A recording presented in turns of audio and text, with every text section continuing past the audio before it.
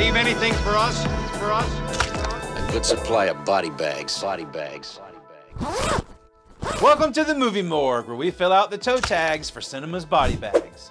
I'm Josh, your movie examiner, and today we are examining Roadhouse from 1989, directed by Rowdy Herrington. Upon release, Roadhouse instantly became every redneck shit-kicker's Citizen Kane. Roadhouse. It's like the best, worst movie ever made. In some way, Roadhouse is the most expensive B movie ever made. Starring Patrick Swayze as a bouncer that kicks ass and takes names, even for a little guy. For that line of work, I thought you'd be bigger. But he's also highly educated, has a great sense of style, knows how to dress, and has fabulous hair. It's director Rowdy Herrington's second feature film after writing and directing Jack's Back, starring James Spader. Swayze was just coming off of the mega hit Dirty Dancing, where he stole all the ladies' hearts as Johnny Castle. Nobody puts baby in a corner. And I mean, girls were lined up to see that picture by the millions. Roadhouse is one of those movies that you just can't help but love the absurdity of it. Oh, really? By all accounts, this movie should not work as well as it does. In a sense, it was almost like a cartoon, because it was so large. I mean, We have incredible fights, we have humor, The double douche. we have pretty girls, you know, we have good drama, we have strong characters. We were all in on the joke. I mean, it wasn't like we didn't know what the movie was that we were making. With A-list talent not just in front of the camera, but behind it as well. Cinematographer Dean Cundy shot Halloween and Jurassic Park. It was a low-budget film, and yet the challenge was to give it, you know, a high-budget look. Joel Silver is a legendary producer, and Michael Kamen composed the score. The fact that this movie even has a body count just enhances its ridiculousness. Prepare to die. You are such an asshole. It takes a little while to get to the bodies, but once we do, it's like they got them on tap. Like a morgue in here. Play something, Elvis. You're a dead man. Essentially a modern-day Western, Roadhouse follows an infamous cooler named Dalton in his quest to clean up the Double Deuce, a place that's become less of a bar and more of a slaughterhouse. People who really want to have a good time won't come to a slaughterhouse. Dalton ruffles some feathers, firing troublesome employees and showing the riffraff to the door. Take the train. All while being nice, of course. I want you to be nice. Okay.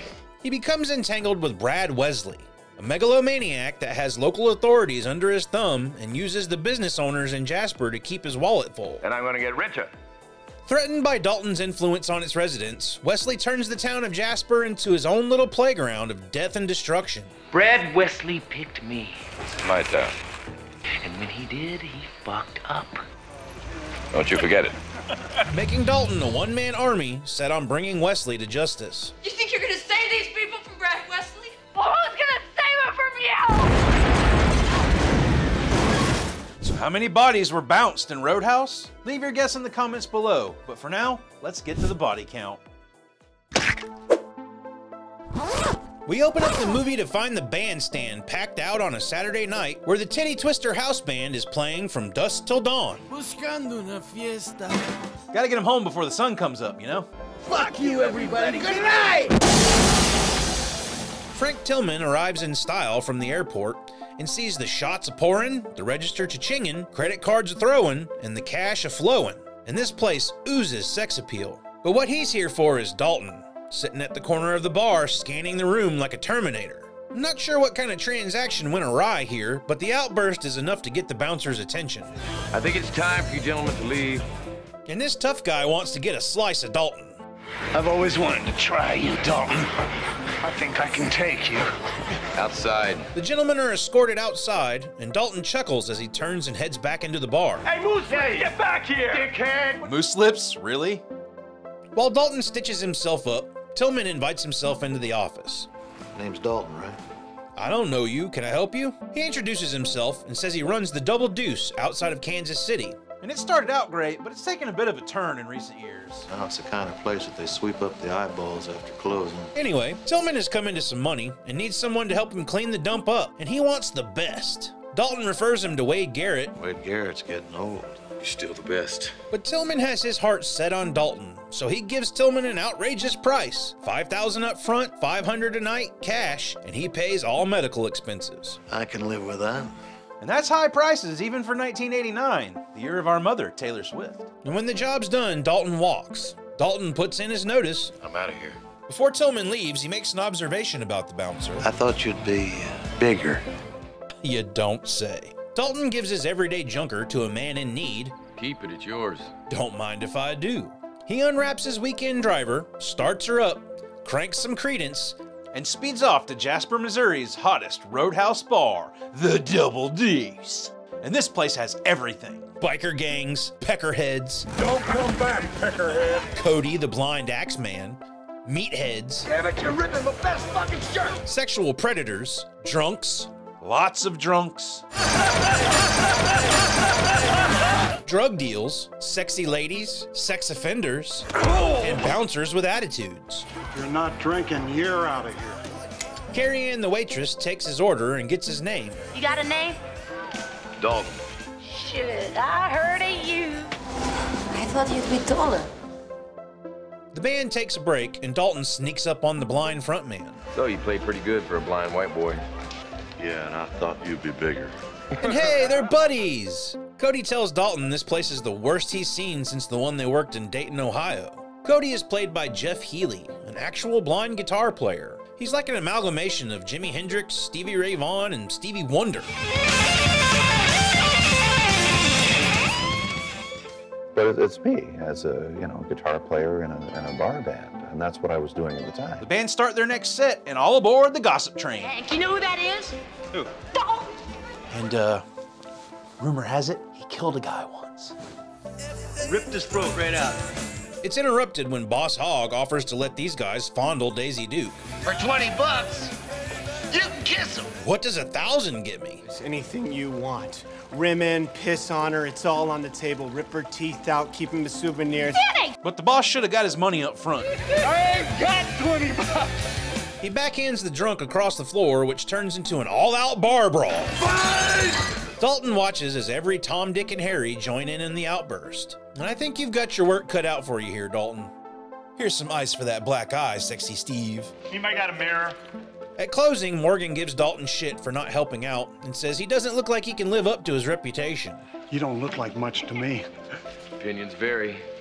Morgan is played by professional wrestler Terry Funk, considered to be one of the greatest wrestlers of all time, inducted into multiple halls of fame, including WCW, WWE, and NWA.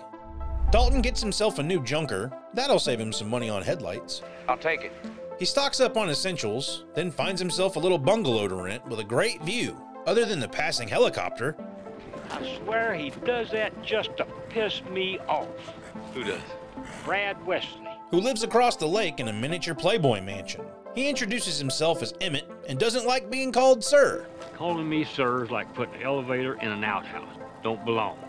In order to keep the Presbyterians off his back, he asked Dalton if he can afford $100 a month for the room. If it keeps you in the good graces of the church.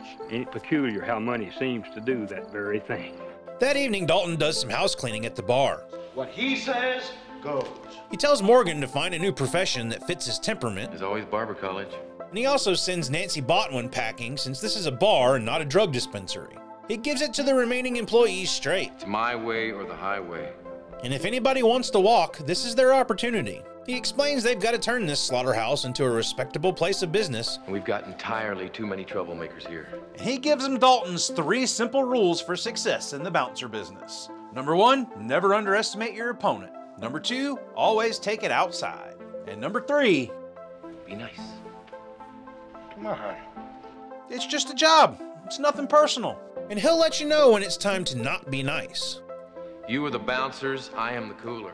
And closes with watch my back and I'll watch yours. Take out the trash. That night, sexy Steve escorts some underage girls through the door, and Dalton notices Pat the bartender sneaking cookies from the cookie jar. When a young lady decides to do a table dance, Dalton sends Hank over to handle the situation.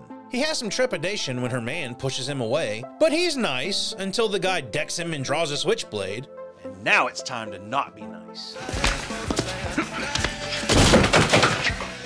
Escort this gentleman to the door. Dalton helps the young lady down, and Cody lets everyone know whose house this is now. The name is Dalton. Whose house? Dalton's house. He catches sexy Steve getting it on with his regular Saturday night thing. Your history. But I'm on my break. Stay on it. Shit. Closing time rolls around and Dalton tells Pat to consider what he's been skimming from the register, severance pay. Pat's not too happy about it, but Tillman quotes the Terminator. Get out. He thinks it's been a good night since no one left in a body bag, but Dalton assures him It'll get worse before it gets better. before he can head home for the night, Dalton's got to change a few tires. As he reads himself a bedtime story, he hears a pool party get started at the mini Playboy mansion and chuckles at the debauchery before calling it a night. I love this guy.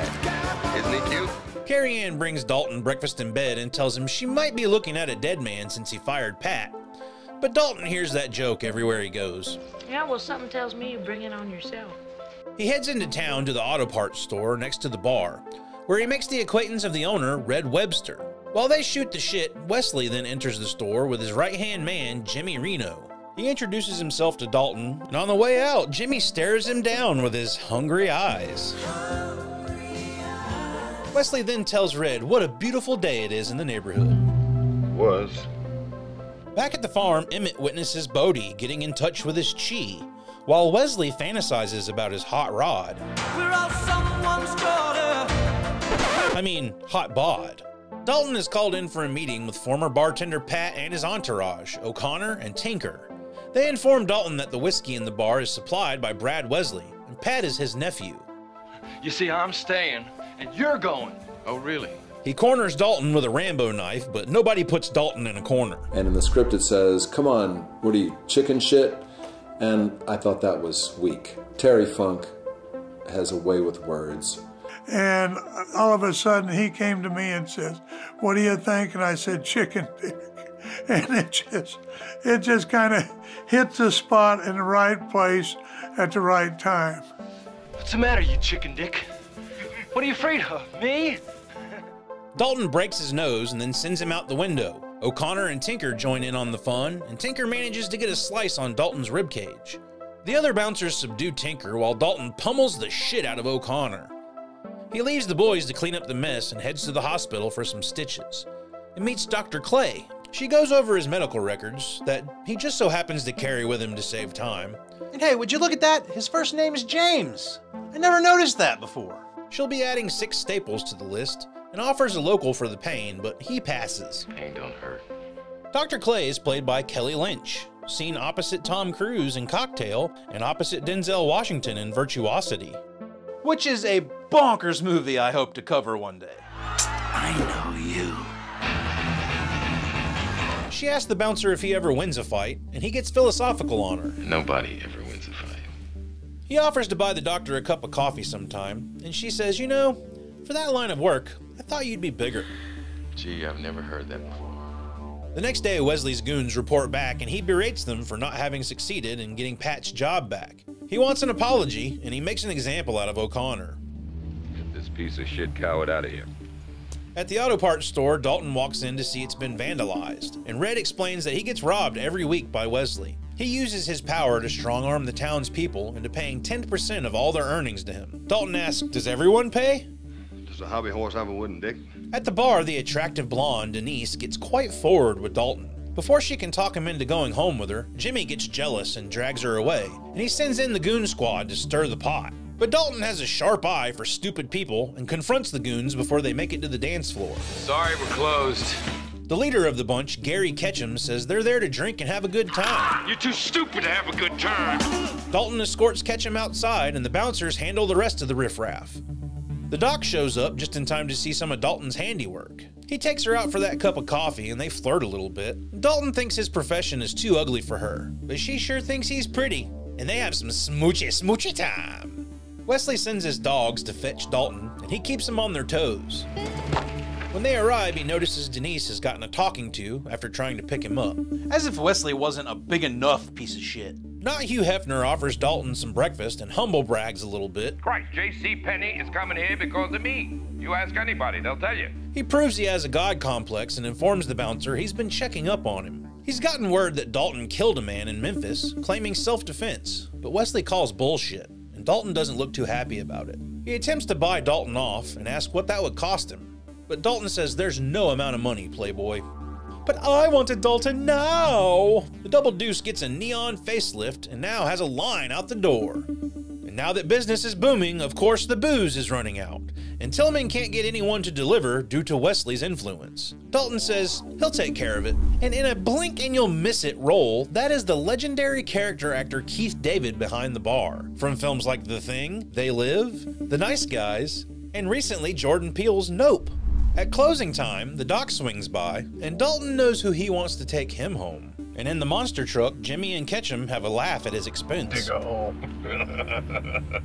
They go to Dalton's place and do some dirty dancing. In my research, I learned that Bill Murray is a huge fan of Roadhouse. I've never seen anyone enjoy Roadhouse more than I do. And Kelly Lynch's husband just happens to be one of his best friends. My friend's wife, Kelly Lynch, plays the doctor that stitches up Swayze in the movie. So he does exactly what Bill Murray would do. I have, for the last, I don't know, probably about 25 years, called his home in the middle of the night. My husband picks up the phone and basically he tries to disguise his voice not very well and says, Your wife's getting slammed up against the wall by Patrick Swayze. She's not putting up much of a fight. And then hang up. And then he'll hang up. But yeah, it is part of the legend of Roadhouse. And across the way, a fucking creepy Wesley does not look too happy about who Dalton's cuddling with. The next day, Dalton learns how small of a town this is when Cody informs him that Wesley used to have a thing for Dr. Clay, and it didn't end well. But good news is the booze delivery is here. Of course, the goon squad shows up and causes trouble. Dalton offers to buy them a drink, but when they refuse, he opens up a can of whoop-ass. Guess not. Meanwhile, a stranger on a motorcycle has shown up. You got a good sarsaparilla? And he's looking for the skinny little runt they call Dalton. He interrupts the beating going on out back, and Lurch here picks a fight with him. You want to fight, dickless? I sure ain't gonna show you my dick. Dalton had called his buddy Wade earlier to vent a little bit. What's going on, mijo? Hey, how you doing, buddy? And he's played by the one and only Sam Elliot. He's Patrick's character's mentor.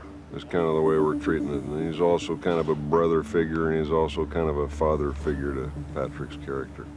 And he comes in the movie like almost 3/4 maybe through, but it was just something to up the film a little bit. It gives it a little bump and a little different, and it made it really great. And if you don't recognize him, you should at the very least recognize that mustache. And if you've never seen him without a mustache, check out the movie Frogs. That'll really fuck up your day. We actually talked about it on the VHS Files podcast. You should go check out that episode. What's Sam Elliott's name in this movie? Pickett Smith. Pickett Smith. Grandpa, this is Pickett Smith. This is Mr. Pickett Smith. Pickett Smith. Pickett Smith. Hi. The reason I say this is because the girl says his name is Pickett Smith 700 fucking times. Pickett Smith. Pickett Smith. He just punched that dude in the dick. Damn, that hurts, doesn't it? He and Dalton finish off the double douchebags, and Cody introduces everyone to the mystery man. Gentlemen, Wade Garrett. Exactly right. Dalton takes Wade to the hospital, but just to pick up the doc, and they get to know each other over some beers. And Wade starts showing off scars like this was Jaws or something. A woman? Boy, was she. She broke my heart. And then Wade and the doc do some diner dancing while Dalton dozes off. Wade watches as Doc walks away to the ladies' room. Great ass! Wade can tell Dalton is still carrying around guilt from the incident in Memphis. Still living in the past, aren't you? Tells him it's time to let it go. When a man sticks a gun in your face, you got two choices. He let ego come into his world at one moment in time and he killed a man. And that's haunted him. You can die or you can kill the motherfucker.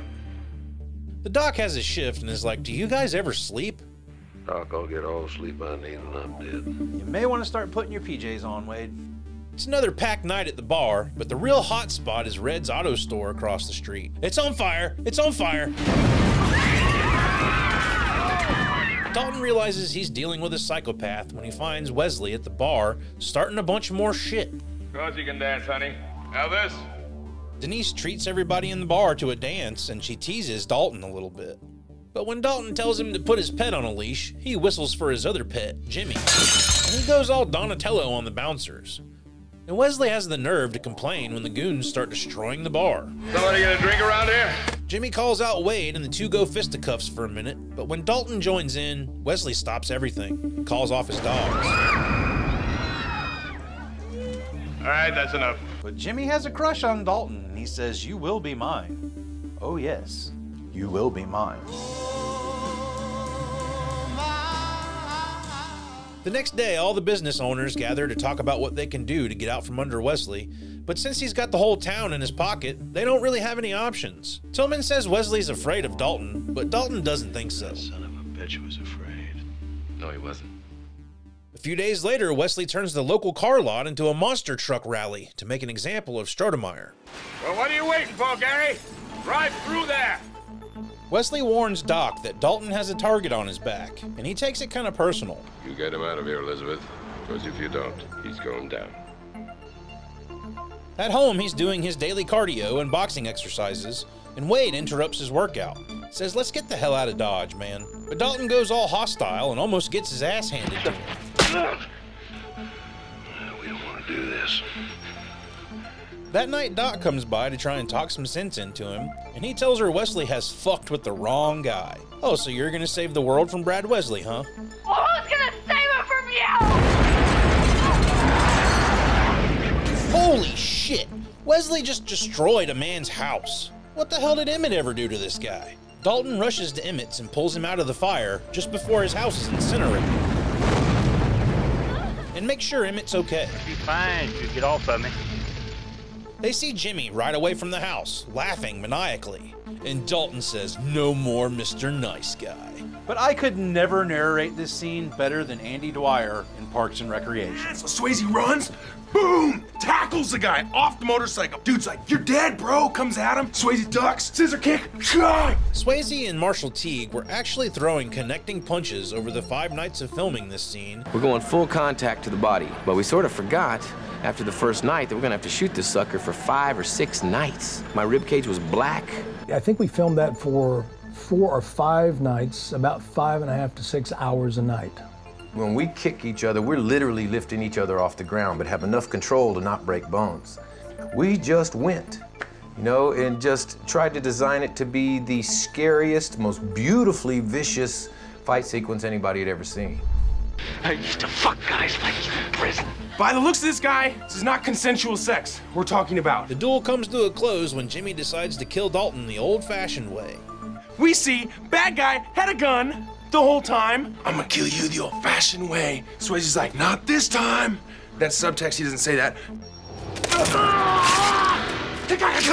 Takes the esophagus out of the neck area. You can't eat. You'll starve to death. Doc pulls him out of the water, and we call time of death at the 94-minute mark, giving us our first toe tag of the movie. And Dalton sends Jimmy across the lake back to his boss. Fuck you! Sayonara, Jimmy. I hope you had the time of your life. Dalton drives to work in his Mercedes, ready to leave Jasper in his rearview mirror. But he gets a phone call from Wesley, and he wants to play a game. Wade or Elizabeth? What? One of them dies. Make your choice. Dalton doesn't respond, so Brad flips a coin and then tells him, "I'd love to tell you how it turned out," and hangs up.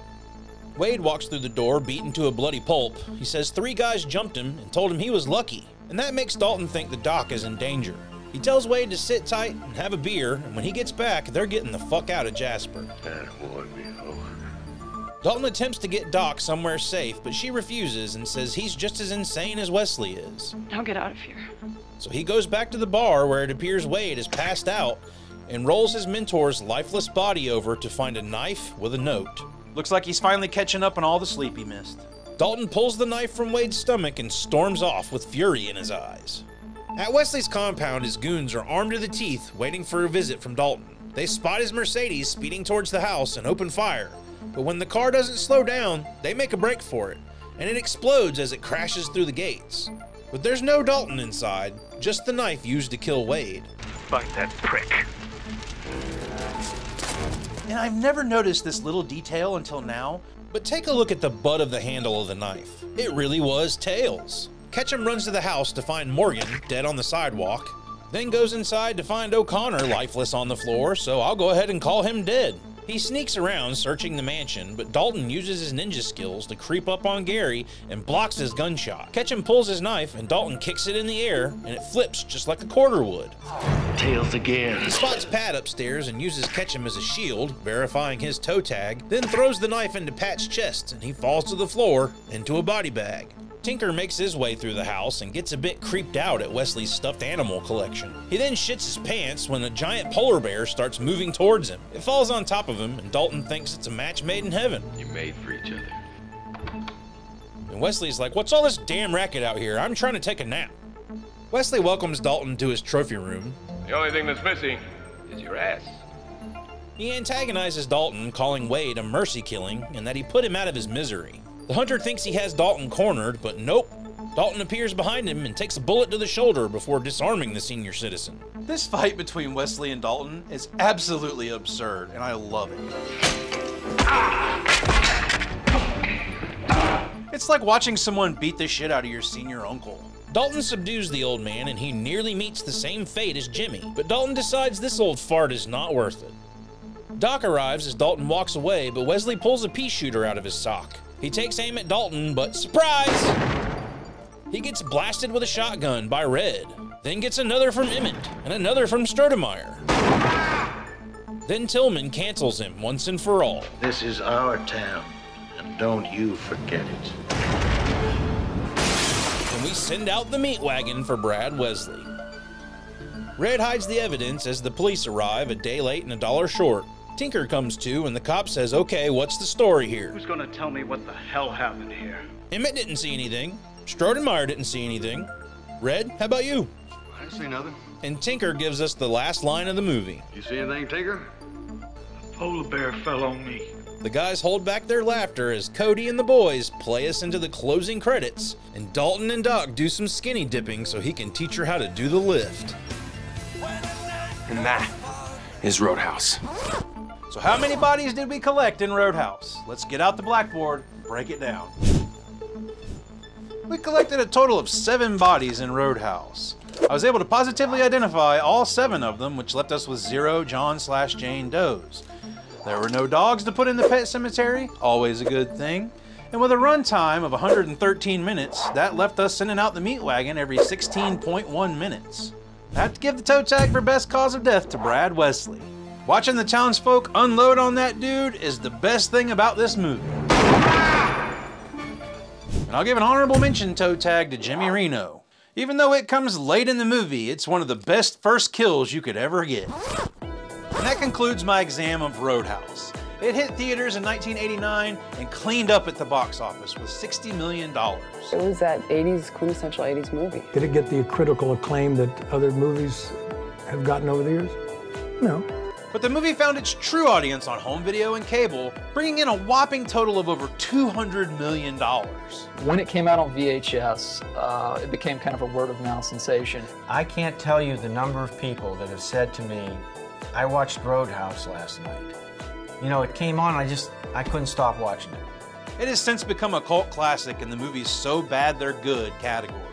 It's sort of romantic, and it's sort of badass, and it's sort of goofy, and it's sort of fun, and yes, it's absolutely ridiculous, but in the best possible way. A lot of that comes from the charisma of the people in front of the camera. Patrick Swayze, Kelly Lynch, Marshall Teague, everybody brought their A game to this silly little B movie. No one was going to allow this movie to fail. You know, you want to make a great film, get great people.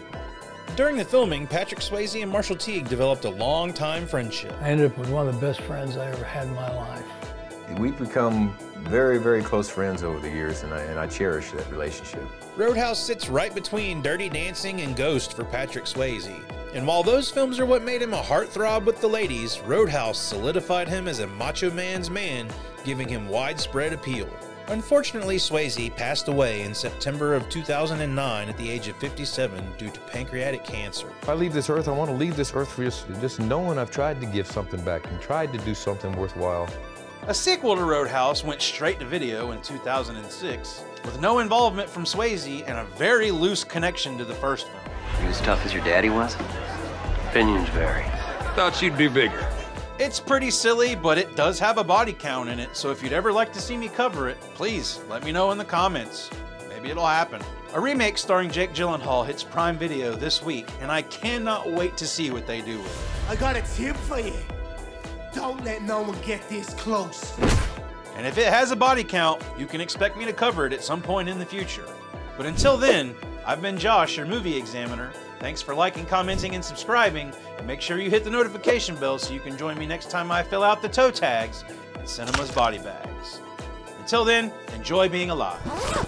Thanks so much for checking out our video on Roadhouse. We wanted to give you guys a special video in between all of the Terminator stuff. I also wanted to get this out there before the remake comes out. I'd like to give a big thank you to my buddy Nathan Simmons, who's been contributing a little bit to these videos. He's been awesome in helping me write some jokes for these videos, and he's going to be helping me from this point forward. Thank you so much, Nathan. Please check out all of his podcasts. I will link them in the description box below. That man stays busy with podcasts more than anybody I know. So please check out his podcast, and please come back to the channel so you can see some more of his work with us. You might even see him pop in a video here and there. The Terminator series is continuing with Salvation coming up, and then we'll have Genesis and Dark Fate for you. After that, we've got a David Fincher movie coming for you, and I'll give you 7 guesses on which movie that is. Thanks, everybody. We'll see you next time.